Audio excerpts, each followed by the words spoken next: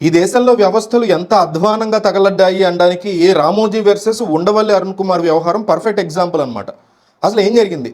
మార్గదర్శికి సంబంధించినటువంటి అంశంలో ఉండవల్లికి ఏం సంబంధం? రాజశేఖర రెడ్డి టైంలో ఉండవల్లి అరుణ్ కుమార్ ఎందుకు ఇన్వాల్వ్ అవ్వాల్సి వచ్చిందంటే, రాజశేఖర రెడ్డి వర్సెస్ రామోజీరావుగా ఉండేది. చంద్రబాబు నాయుడు అధికారంలోకి రావాలని రామోజీరావు తన పత్రిక ద్వారా, తన టీవీ ఛానల్స్ అనండి, ఇంకొక పద్ధతి ద్వారా ప్రయత్నాలు చేస్తుండేవారు.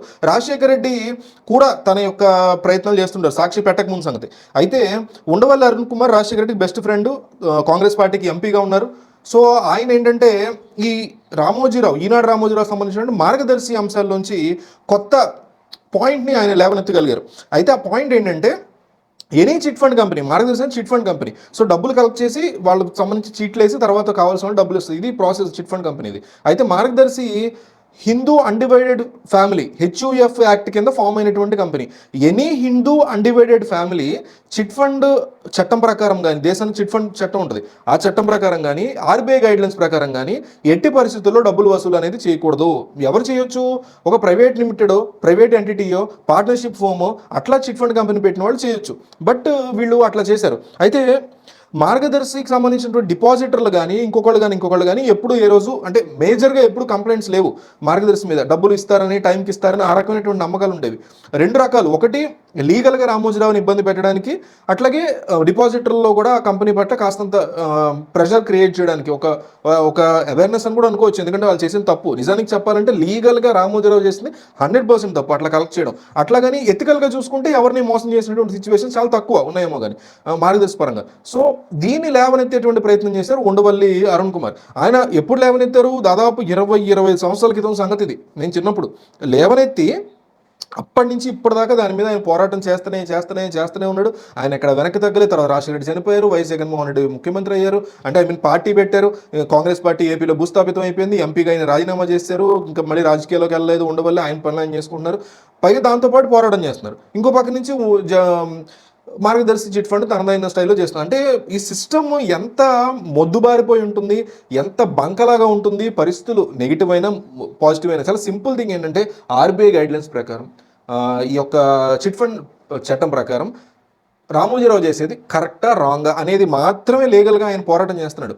రాంగ్ అని ప్రూవ్ అయితే డిపాజిటర్ల యొక్క సొమ్ముని వెనక్కి ఇచ్చేస్తే సరిపోతుంది కదా అని మనం అనుకుంటాం ఎథికల్గా. కానీ తప్పు అక్కడే ఉంటుంది. ఏంటంటే, ఒక తప్పుని, ఒక చట్ట ప్రకారం చేయకూడనటువంటి పనిని, చట్టాన్ని అతిక్రమించి ఒక వ్యక్తి చేసినప్పుడు అతన్ని మనం వదిలేయకూడదు. అట్లా వదిలేయడం వల్ల ఏమైందంటే, రేపొద్దున నేను కూడా అట్లాగే ఒక సంస్థని ఏర్పాటు చేసి హెచ్యుఎఫ్ కింద డిపాజిట్లు కలెక్ట్ చేసి దాన్ని కూడా చిట్ ఫండ్ కంపెనీ కింద రేపొద్దు నేను ఎత్తేస్తే, లేకపోతే రేపొద్దు నన్ను అరెస్ట్ చేసినప్పుడు అదే రామోజీరావుని మీరు అరెస్ట్ చేయలేదు ఏంటని నాకు ప్రశ్నిస్తే, అట్లా. అందుకే సిస్టమ్ యొక్క పరిధి కింద మాత్రమే ప్రజలు ఉండాలి తప్ప, సిస్టమ్ పైన, చట్టం పైన ప్రజలు ఉన్నప్పుడు ఇట్లాంటి సమస్యలే వస్తాయి. సో రామోజీరావు చేసింది డెఫినెట్లీ తప్పు. కానీ రాజశేఖర రెడ్డి కానీ, ఉండవల్లి అరుణ్ కుమార్ కానీ, ఇప్పుడు ఉండవల్లిని తీసుకుని రాజశేఖర రెడ్డి పక్కన పెడదాం, ఉండవల్లి అరుణ్ కుమార్ లాంటి తెలివైన, ఇలాంటి అంశాల మీద ఎన్ని సంవత్సరాలు పోరాటం చేయగలిగిన దమ్ము ఉన్నటువంటి వ్యక్తి దీని మీద పోరాటం చేయడానికి నేను అప్రిషియేట్ చేస్తా.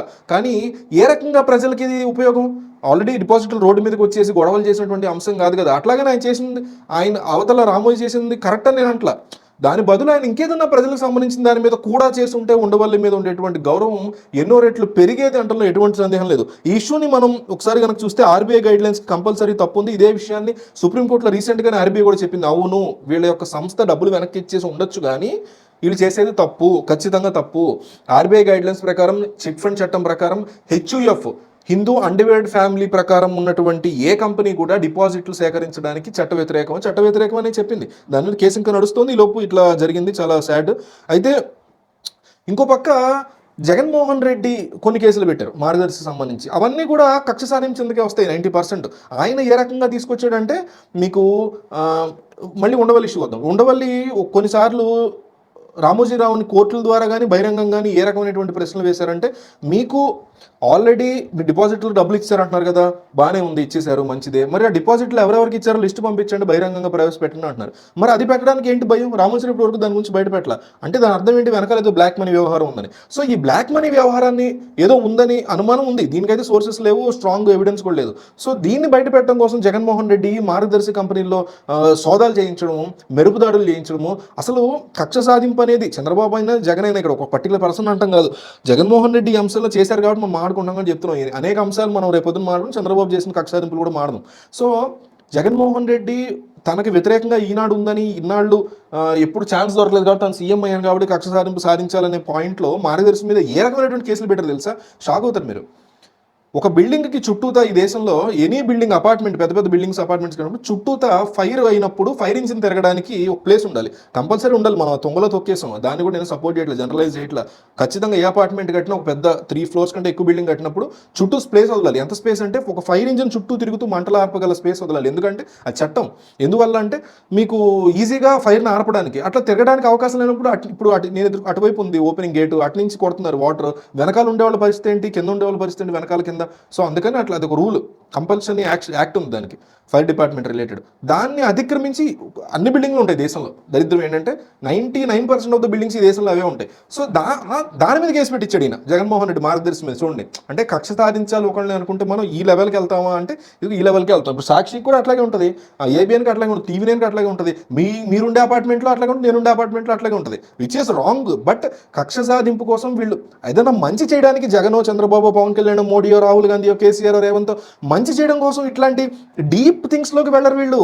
కక్ష సాధింపు కోసం ఏమన్నా చంపేయాలి, మళ్ళీ అధికారంలోకి రావాలి, ఒక కేసు నుంచి తప్పించుకోవాలి, అలాంటి వాటి కోసం ఈ రాజకీయ నాయకులందరూ ఇట్లాంటి డీప్ థింగ్స్ చూస్తారనమాట. అట్లాంటి కేసులు కూడా పెట్టించినటువంటి సందర్భాలు మార్గదర్శి మీద అనేక ఉన్నాయి.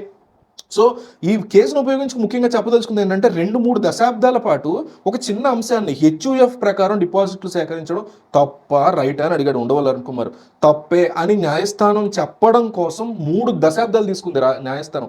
ఈ రోజు ఆర్బీఐ కొన్ని వారాల క్రితమే చెప్పింది, కొన్ని వారాల క్రితం ఎలక్షన్ నోటిఫికేషన్ టైంలో అనుకుంటా అప్పుడు చెప్పింది ఆర్బీఐ. ఆ ఒక్క ముక్క చెప్పడం కోసం ఉండవల్లి లాంటి మోస్ట్ ఇంటెలిజెంట్ ఎంపీగా చేసినటువంటి వ్యక్తి ఇన్ని ప్లేసులు, ఇన్ని లాయర్ల చుట్టూ తిరగాల్సి వచ్చింది. అంటే ఒక సిస్టంలో ఒక మీడియా బ్యారన్, ఒక కింగ్ లాంటి పొజిషన్లో ఉన్నటువంటి వ్యక్తిని క్వశ్చన్ చేయడం కూడా ఒక తప్పు అయిపోయింది. లీగల్గా క్వశ్చన్ చేయడం, రోడ్ల మీద కాదు, ఒక జ్యుడిషియరీ సెక్టార్లో క్వశ్చన్ చేయడం కూడా అట్లాంటి వ్యక్తులను క్వశ్చన్ చేయలేనటువంటి సిస్టమ్ని తయారు చేసుకుని ఒక బంక సిస్టంలో మనం బతుకుతున్నాం. అట్లాగే రామోజీరావు, నేను పొద్దున కూడా చెప్పినటువంటి వీడియోలో చెప్పిన దాని ప్రకారం రామోజీరావు తనని తాను జ్యుడిషియరీ కంటే సిస్టమ్ కంటే పెద్ద మనిషిగా ఫీల్ అవుతుంటాడు ఆయన.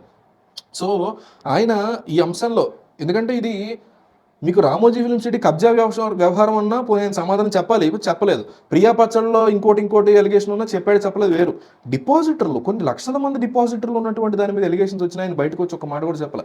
డిపాజిటర్లు ఏం అనట్లేదు కదండి, ఏం అడగలేదు కానీ డెఫినెట్లీ అడగల. బట్ బాధ్యత ఎప్పుడైనా కూడా సమాధానం ఇష్యూ నడవక ముందే చెప్పుకోగలగాలి. అలాంటిది ఇంత ఇష్యూ నడిచినా ఇన్ని సంవత్సరాలుగా ఏ రోజు కూడా దేని మీద కూడా ఒక బహిరంగ ప్రెస్ మీట్ తాను కానీ తన చైర్మన్ ఆయన కోడలు ఉంటారు శైలజ, ఆవిడ పేరు, ఆవిడ ద్వారా కూడా ఒక్కసారి ఒక ప్రెస్ మీట్ పెట్టించాలంటే నేను వీటన్నిటికీ అతీతం అనేటువంటి ఒక యాటిట్యూడ్తో, ఒక రకమైనటువంటి అహంకారంతో ఉంటానంటే ఆయన చనిపోయిన రోజు ఇవన్నీ మాట్లాడకూడదు. బట్ టాపిక్ వచ్చింది కాబట్టి చెప్తున్నాను, ఎక్స్ట్రీమ్లీ సారీ. ఎవరన్నా ఈ టాపిక్ ఈ రోజు మాట్లాడుతున్నందుకు బాధ పెట్టుంటే I'm sorry. But fact is fact. పొద్దున కూడా ఆయన పాజిటివ్స్ మనం మాట్లాడుకున్నాం, ఒక వీడియో ఉంది ఆల్రెడీ మన ఛానల్లో. సో ఇట్లాగా ఒక పక్క ఉండవల్లి అరుణ్ కుమార్ కూడా ఎన్నో రకాల మంచి పనులు చేయగలిగి ఆ తెలివితేటలను ఆయన లాను ఉపయోగించి, ఆయన తెలివితేటలు ఉపయోగించి ఆల్రెడీ ఏదైనా ఇలాంటి ఒక పెద్ద అంశం మీద, ప్రత్యేక హోదా గురించి అనండి, లేకపోతే ఏదైనా ఒక పెద్ద థింగ్ మీద ఆయన కూడా పోరాటం చేస్తుంటే చాలా ఎక్సలెంట్గా ఉండేది. ఆయన 2 రాష్ట్రాలు మళ్ళీ వెనక్కి కలవాలనేసి పోరాటం చేస్తున్నాడు ఆయన సుప్రీంకోర్టులో, విచ్ ఈస్ వెరీ ఫూలిష్. సరే, అది వేరే విషయం.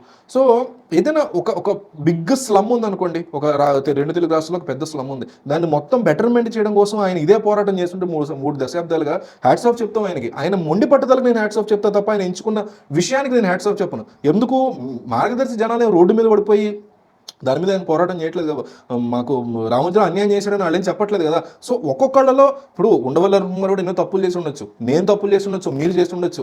మనం ప్రతి ఒక్కళ్ళం లీగల్గా ఇల్లీగల్గా తెలిసైనా తెలియకో ఉళ్ళిపోగతో రకరకాల తప్పులు చేస్తాం. దాని అర్థం మనం ప్రతిసారి కూడా దాన్ని టార్గెట్గా చేసుకుని వెళ్లాల్సినటువంటి అవసరం లేదు. సేమ్ టైం రెస్పాన్సిబిలిటీని, అందరూ కూడా అకౌంటబిలిటీని ఒకేలాగా చూపించాలనేటువంటి ఉద్దేశంలో ఇదంతా చెప్పడం అనమాట. సో ఉండవల్లి అరుణ్ కుమార్ ఈ రోజు రామోజీ చనిపోతే ఒక ప్రెస్ మీట్ పెట్టి ఆయన బాధపడినటువంటి సందర్భం కూడా ఉంది. బట్ స్టిల్ ఆయనకి ఏదన్నా ఒక మంచి కాజ్ కోసం ఇన్ని సంవత్సరాలు ఆయన పోరాటం చేస్తుంటే, ఒక మంచి మైండ్ సెట్, ఎప్పుడు కూడా ప్రజలకి చాలా ఉపయోగపడే అంశాల మీద పోరాటం చేస్తుంటే బాగుండేది. రాజశేఖర రెడ్డి ఆయన ఎత్తుకున్నారో ఖచ్చితంగా కక్ష సాధింపు కోసం ఎత్తుకున్నారు, అందులో ఎటువంటి క్వశ్చన్ లేదు, దాని డౌటే లేదు. సో ఇది ఓవరాల్గా ఉండవల్లి వర్సెస్ రామోజీ విషయంలో జరిగినటువంటి అంశాలు. చాలా మందికి తెలియకపోయి ఉండొచ్చు. షేర్ చేయండి వీడియోని.